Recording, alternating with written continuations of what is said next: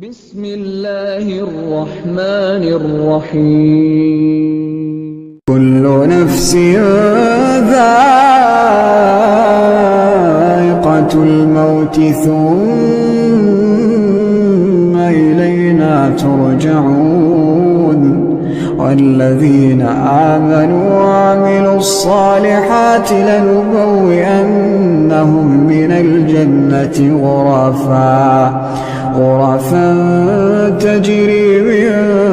تحتها الأنهار خالدين فيها نعم أجر العاملين الذين صبروا وعلى ربهم يتوكلون